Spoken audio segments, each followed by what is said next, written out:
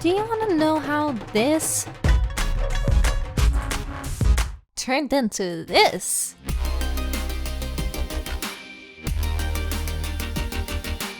Find out in this short recap of my latest devlog, which you can find in the description. This will be a fast recap, a quick summary of what happened in that video. It's about an hour long and contains a lot of fun behind the scenes moments, so I highly suggest checking it out. But anyway, let's begin. Back in December 2020, I decided I wanted to make a game where the goal is to teach a player how to speak and read Danish through fun, immersive mechanics. I started by making a map, an intro sequence, placeholder sprite items to lay out a school, and a little minigame based on domino bricks. But while working on the game, I faced some issues with the tile mapping and decided I wanted to update my Unity to fix the issue.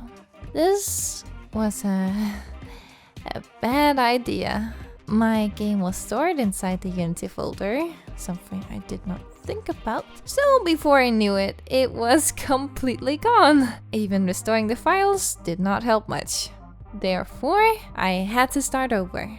So I made new sprites to replace the placeholder ones and mapped out the school. I added walking and a smooth camera, and I also wanted to make it so that objects in rooms you aren't in would not be visible, which I tried using raycasting for, but that didn't work that well. So I changed it to collision triggers in each room. And lastly, I added some particles when walking. But all of this felt wrong.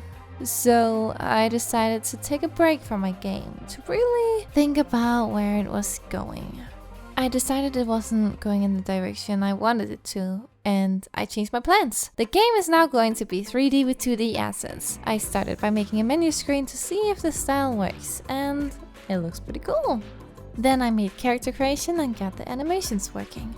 The next thing I did was model the inside of a school and texture it. This was a long process, but it turned out pretty good. And after struggling a bit, I made a character controller so you can now move around in the school. I also decided to add a third-person camera, even though first-person is gonna be the main viewing experience. And then I made it so that 2D objects will always face the camera, and characters, the NPCs, will be seen from different sides depending on which angle the player is viewing them from. This was also around the time I decided to make a devlog website on Google Sites to document the progress. You can also check that out in the description. Afterwards, I added a dialogue system by yanking an asset from the asset store, and I made it so that characters you're talking to will always face you, but in third person they always face the camera, so I had to fix it so that they look at the player instead. I did this by looking at the angle between the player's position, the character you're talking to's position, and the third person camera's position. And afterwards, I made it so that NPCs can walk and face new directions. It was a bit wonky,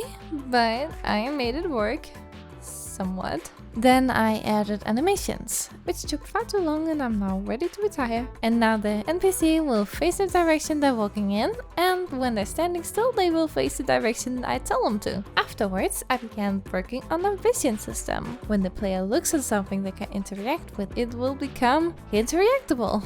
And that's about all I got done in that devlog. If this sounds interesting to you, I highly suggest that you watch the original devlog. And I also suggest that you subscribe to this channel so you can see any future devlogs. As I said, the original video will be linked in the description together with the devlog website, where I post regular updates on how the game's going. Alrighty, bye!